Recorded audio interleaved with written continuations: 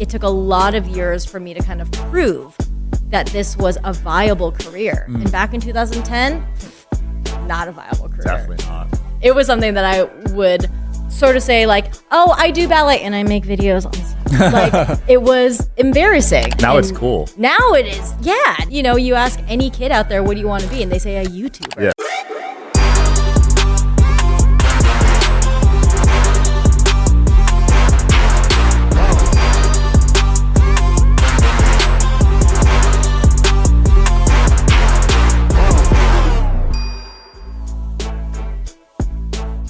Welcome back to the show, guys. I'm your host, as always, Sean Kelly. Got with me a lovely guest for you guys today, Mari Takahashi. How's it going? Good. I'm glad to be here. Yeah, I've never had someone from your space, so I'm excited to dive into it more. Oh, sweet. Yeah. From the weird world of ballet turned gaming turned whatever the heck it is that I do these days. Yeah, can't say I've met someone with that background. It's a weird eclectic background, that's for Yeah, sure. I definitely want to start off with the ballet stuff. Cool. Because you were almost a professional, right? I was a professional were? for 10 years, yeah. Damn. What was that life like? Because that sounds intense. So I started when I was 2. I'm like a second generation ballerina, meaning my mom was a ballet teacher, a ballerina, and so it was kind of like destiny the way that I was brought into it. It's just like, this is your life path, and Wow. this is what you will do. So in a lot of ways, like, it was contentious because I felt like I didn't necessarily choose this thing. And so when I started getting a little bit older, I'm like, oh, I want to like play soccer and do karate. And I basically just want to kick things. Yeah. But ballet was kind of like the path. And so I stayed on that path for 28 years. Whoa. I mean, I put my whole life into it. Dang. It was the thing that I thought I would do until the day my knees broke, and then I would teach ballet until I died. Like, that was my life path. And so coming from that, I think that in a lot of ways, I was coasting. I just thought that that's what life was going to be for me. It was already kind of set out for me, but YouTube is the thing that really changed everything. Right. It was the first time that I found sort of independence in what I was doing. And so it was a huge difference. Nice. Yeah. But at the same time, I think that coming from ballet, nothing is as difficult as that experience. So Right. I feel like the digital experience, the online experience for me has been just Easy. cruising. Yeah. Wait, so how good was the money in ballet? Oh, starving artist. yeah? Absolutely. But I knew no other way. Okay. It was just kind of the culture. And it's like, Yeah. you know that you pour everything into your heart, into your art. And so it was, I mean, I was doing well for standards. Yeah. I had a full-time job. I was doing ballet 8 hours a day, 5 days a week, and performing on weekends. Wow. And teaching on the side and choreographing on the side. And so it's like I had 3-4 jobs, and that was normal. Dang. And that's just kind of status quo. Yeah. That's a lot of jobs to have at once. Yeah, I mean, it's all in the same realm, but I don't know. There's enough hustle mentality people out there that's like, yeah, that's par. But yeah, I don't think that I just saw any other direction other than that. So it just felt like the natural way to go. Yeah. And everything that you think of when you think of ballet, when it's like discipline and, just working hard at the one thing. I think those are things that were instilled in me at such a young age that when I moved into digital media, I couldn't let go of it. It's just a ingrained part of me. So Yeah, I feel that. extremely helpful. Wow. So how did that transition happen? Because that's such a different space. Like, what exactly happened there? The definition of falling backwards into something, honestly. It was during the summer, my contract for ballet would run out during the summer. So all of us would scramble and take any job possible. I was doing birthday parties as a ballerina. I was a magician's assistant. I would just show up and do whatever gig was out there. I was scrounging Craigslist and all this. And so I was on something called sfcasting.com, which is basically a Craigslist for entertainers. Okay. And on that, there was a listing for needing a Japanese-speaking person for a sketch comedy show for YouTube. And I said, sure, why not? It pays $50. Dope. That sounds specific. Very specific. But hey, I'm like, oh, I fit the bill. Yeah. And it's just for this one-time thing. It pays $50. It's in Sacramento. And I was stoked for $50. I'm like, that'll pay for gas and lunch. Dope. Nice. And so I went to this thing and met Ian and Anthony of a YouTube channel called Smosh. Mm-hmm. Back in 2010, they were like first or second most subscribed on the channel. They had 10 million subscribers in 2010. Crazy. And, you know, these days, 10 million subscribers, sure, kind of middle range maybe. Back then, it was bonkers to have that many people. Yeah. I go into this gig and I don't know who they are. So I'm extremely aloof to the whole situation. I'm like, I'm here for the gig. I'm here for the job. And whether it was my sort of candidness or my work ethic that day, whatever it was, we got along on set. And they're like, hey, you want to come back to be a recurring role for us? And honestly, I almost didn't show up the next day because I'm like, it's another drive. But this time I'm not getting paid. It's just kind of like an audition for this thing. Do I go? But I had nothing in the books, so I go, and that became a full-time job. Wow, legendary. They probably liked you because you didn't know them, honestly. Maybe. I mean, I don't know. I think that, you know, over the years we've talked about it, and in some ways they say things like, you know, you can teach somebody to edit, but you can't teach charisma. And I've really taken that to heart. The moments where I have some imposter syndrome, I remember that. Yeah. And so, yeah, I always say, you know, like my motto has been show up and don't be It's like, show up to the thing, don't expect anything out of it, be nice, and who knows? Show up and don't be like that. It's taken me quite far in my career, and I'm like, I keep going back to that sort of mentality of like, you just never know what sort of friendships and relationships and work relationships you will find from just showing up. And I mean like fully showing up, like showing up for yourself and showing up with the intention that you are going to, you know, give your full ability on that day. Right. So yeah. I like that. So when you were making that transition, what were those talks like with your parents? The transition took so long. I you know, when I first put up the first video, I think that video hit something like maybe close to 1 million within a week. Nice. And I had about 60% dislikes, and that was like 20,000 dislikes. I should have done the research to see how many dislikes, but it was like 20,000 dislikes. Whoa. And that was the first video I put up online. And I think if I didn't have a career in ballet, I would have stopped.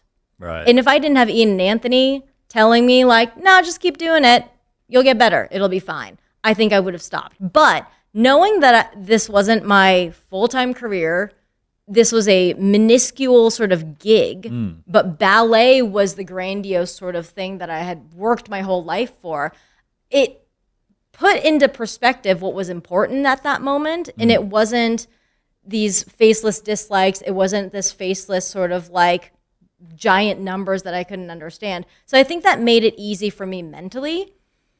But I didn't stop ballet for a full 5 years. Oh, wow. Until I moved to LA. And so it was a 5-year transition of still working full-time as a ballerina, still making videos, adding more videos to make. And in some ways, I think it was my way of not having to admit to my parents that I'm letting go of a career that my entire life has been dumped into. I have old school parents who come from a generation of like, you do one thing your whole life, you get real good at it, and you do it until you retire. Right. And it's not that far off generation-wise where that was the mentality. Yeah. These days, it's like, you and I get tired of what we do in a month. We're like, okay, we're going to find something else that we really, really enjoy. And we know we're going to crush it because we love the thing. Mm-hmm. But that just was not the generation that my parents grew up in.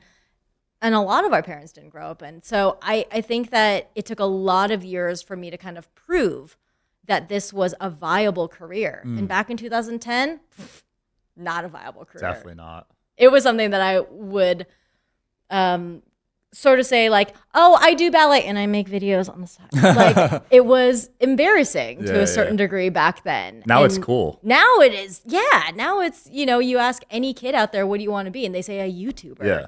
Which I'm like, go be a firefighter, please. Go aspire to be an astronaut. It's an interesting switch that has happened. But I think for my parents, it is still this wrestling for me of like, at least from my mom, seeking that approval that was as high as when I was challenging myself and succeeding in ballet. Like nothing that I do in the digital space will ever sort of compare for her. Wow.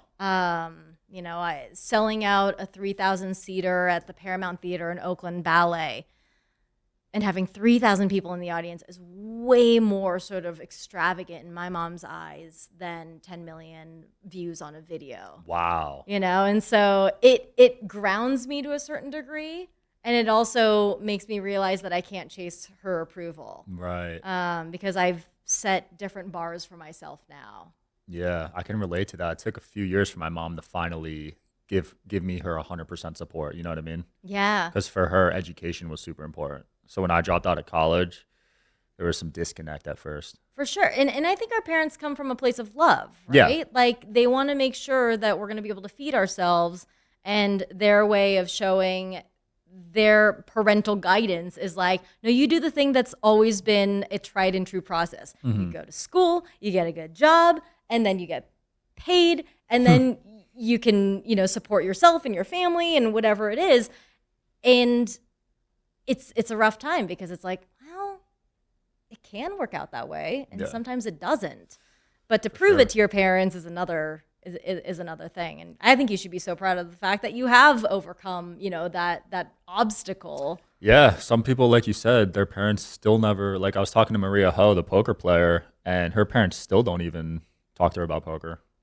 So it's just insane to see that sometimes it never repairs. Yeah. I mean, it's like, what is the thing that will be the proving ground is interesting. I remember the time that I got into the Japanese newspaper. And this was only 2 years ago. I've been doing this for 13 years. I got into the Japanese newspaper about what I do. And my parents are like, oh, now we see. And I'm like, did you just need me to translate the thing that I do into Japanese and then I would get the approval?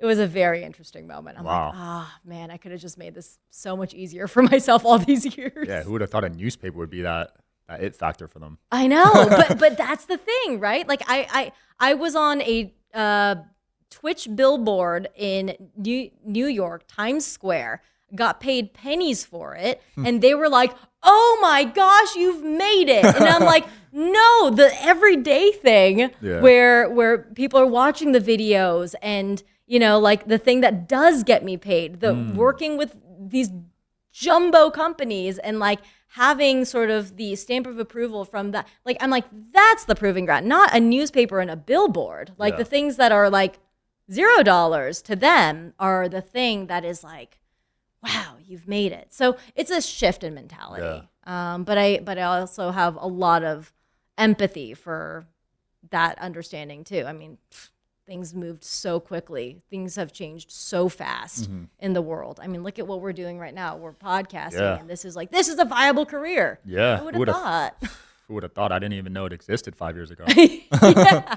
It's crazy, but it's amazing. There's one thing I got to ask you because I'm a huge fan of Survivor. Oh, yeah. I need to know what it was like going on that show. I maintain that Survivor is such a pure reality TV show, and I love that. I I love the fact that Jeff Probst comes from a place of real curiosity. Like he's just interested in how humans behave and how humans behave under pressure in a competition when everything from your own life is kind of stripped away from you and you are just yourself raw on an island with people you don't know. It's fascinating. I will say the camera people on that show, warriors, man. Yeah. That was the coolest thing. So this was me being stupid and coming from like a production background. So like I see things from a production perspective. Yeah. And when I see these dudes with like 80-pound cameras on their shoulders running in the sand after somebody who, might have a moment. I saw this guy running backwards with a camera, tumble backwards, somersault backwards, get up, and continue running. No and I'm way. like, oh man, that is so cool. And so I started poking around and asking, I'm like, what do these guys do when they're not doing Survivor? They're like in war zones doing documentaries. They're in nature, like going after lions. Like these folks are so pro. I was really, really interested about that. But the show itself, it changed me. Yeah? Yeah. How so? I think it grounded me in a way that I was not ready for in the moment.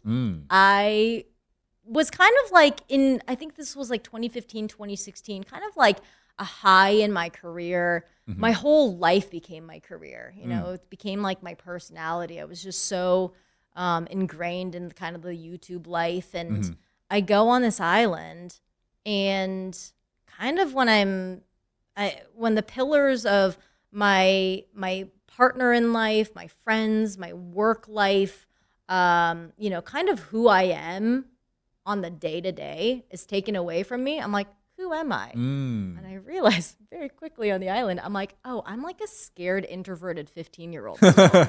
And that was a hard thing to deal with because I'm like, oh, man. When you're in a social situation and you feel like you're getting like ghosted by like 60% of the crowd. Yeah.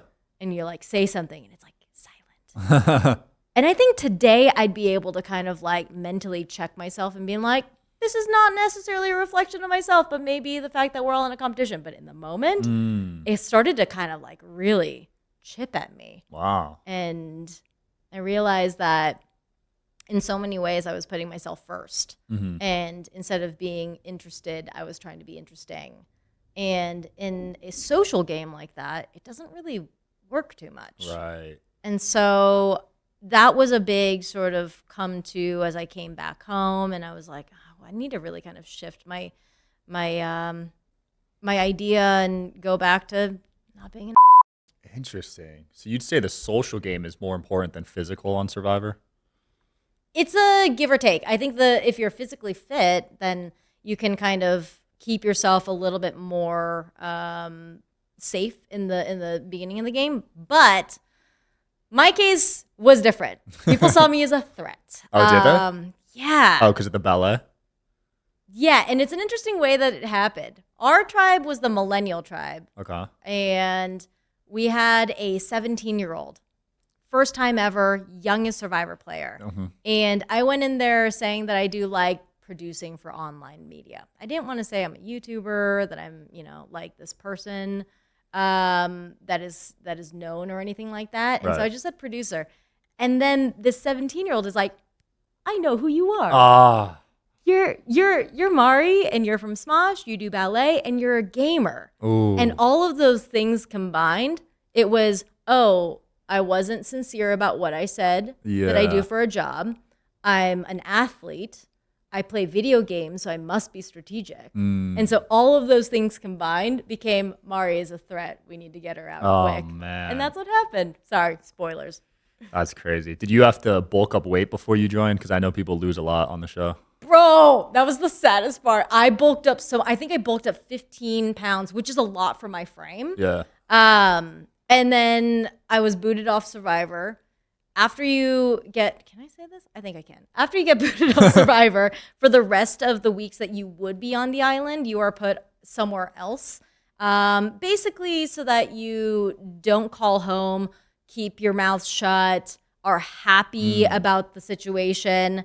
So you're on CBS's dime for the next month. Wow. So you don't have your phone or anything? Nothing. Dang. Yeah, and you basically have a chaperone with you at all times so that they make sure you can't go to like a LAN cafe and like go on email or whatever it is.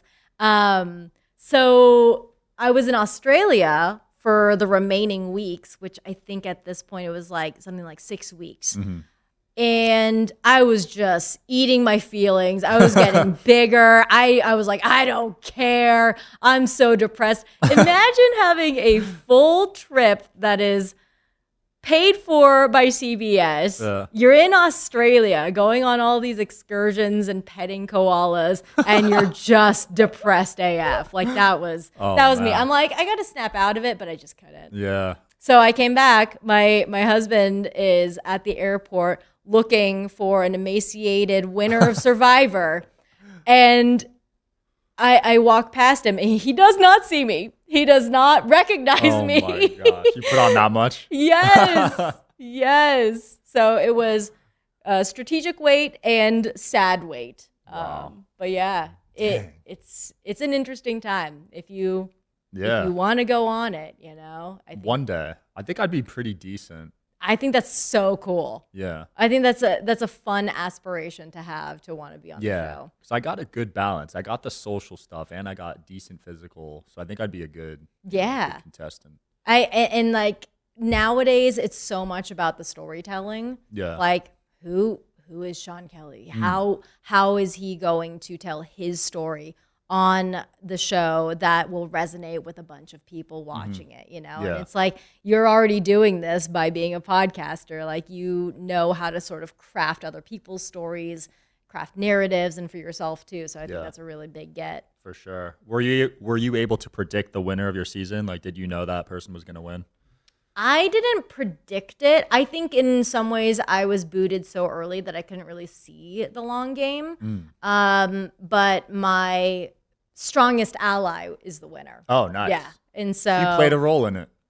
Maybe. I mean, I definitely played a role in which he had to crawl back to be in everyone's favor because he voted for somebody else to be booted, not me. Oh. He was on the outside of like not knowing what was going to be like the final majority vote. Yeah. And so he had to kind of crawl back into everyone's favor.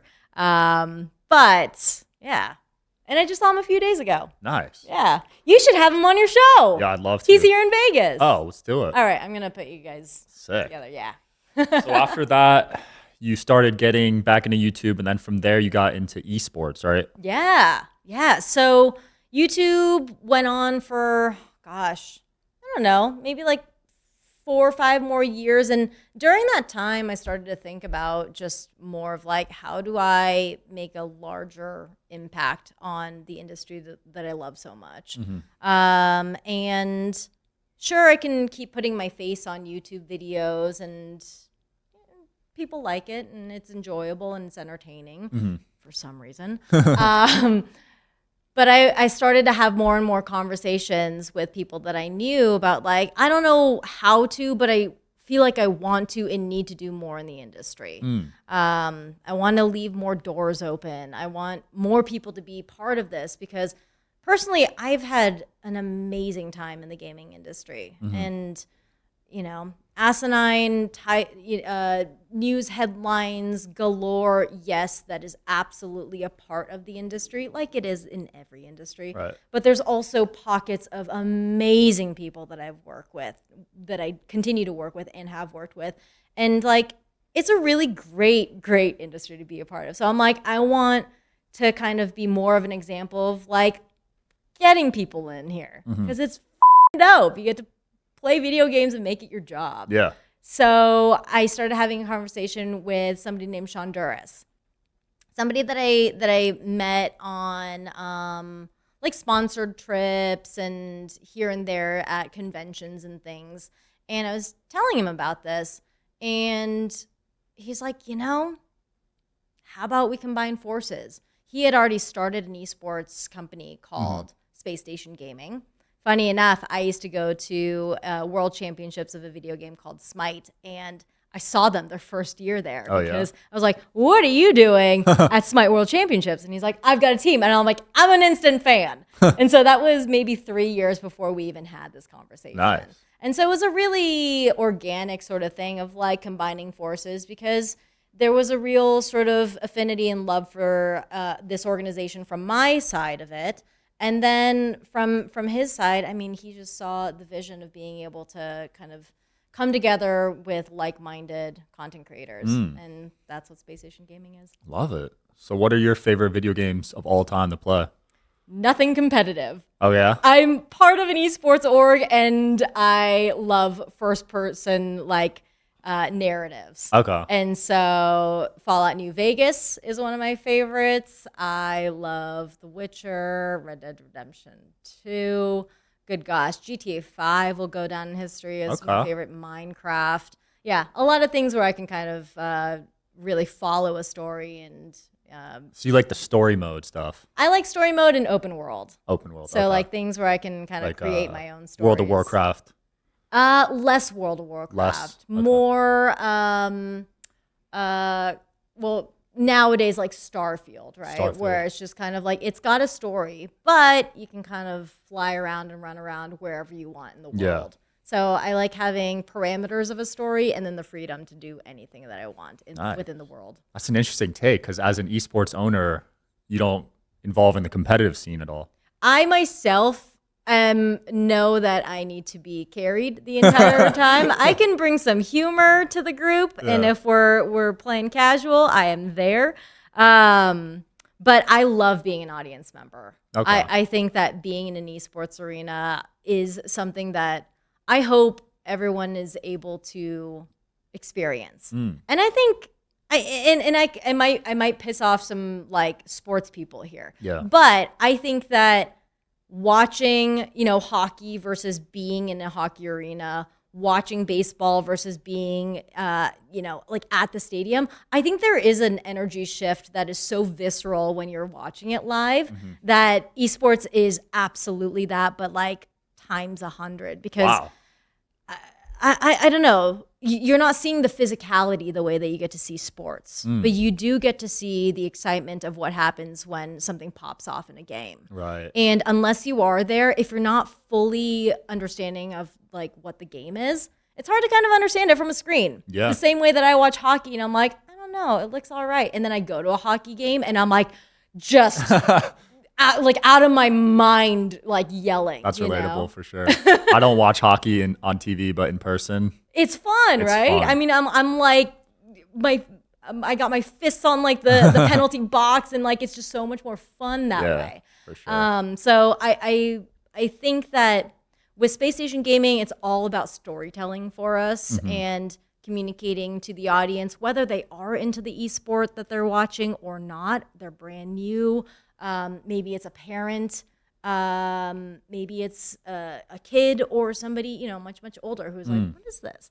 We want to be able to tell the story more so that it invites a larger audience rather than kind of like gatekeeping and being like, if you don't know the game, you can't play or you can't watch. You're not going to understand this. It's like, no. Let's make it so that everyone understands it and can have fun with it because it's a really exciting place to be in. That's cool. I like that. I've actually never been to an esports match, but there's a stadium here, so I'm going to check it out. Yeah. HyperX Arena. HyperX, yeah.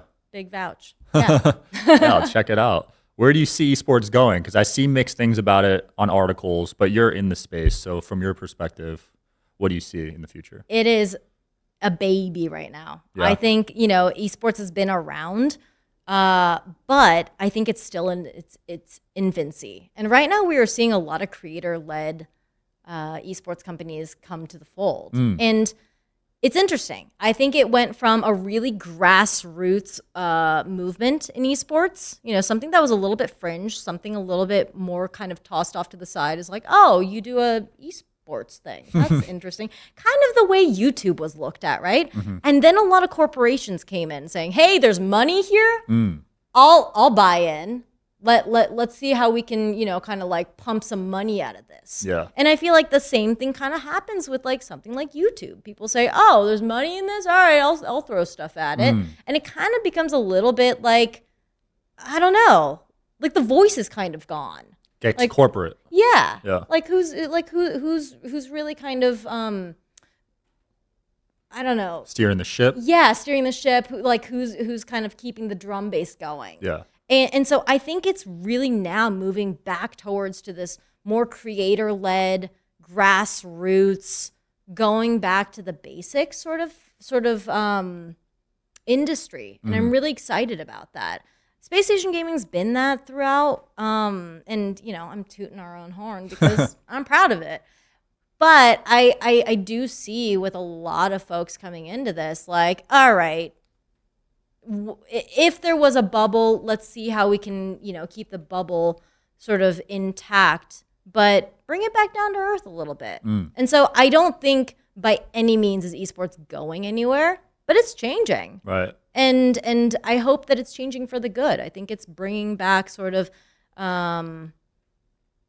less gatekeepy sort of things of like, oh, you got to like throw money at the thing for you to be a part of it. But Right. more so, it's like, it is about the game. It is about the experience. It's about seeing people who are so extraordinary at the thing that we all love to do perform at astronomical sort of like rates. Yeah. Right. And it's like, I think the thing with esports is that kind of like skateboarding, everyone can kind of like pick it up. Everyone can pick up a skateboard. Everyone can pick up a controller. Right. But to really understand the difference between an esports player and like me, you need to see where the ground is. And you need to see where the bar is of like amateur and then pro. Right. And for like skateboarding, you could see somebody who is 15 feet up in the air and they might be up there with a trampoline, or they might have gone off of a ramp and they're 15 feet up in the air. But if you don't see where the ground is, it's really hard to tell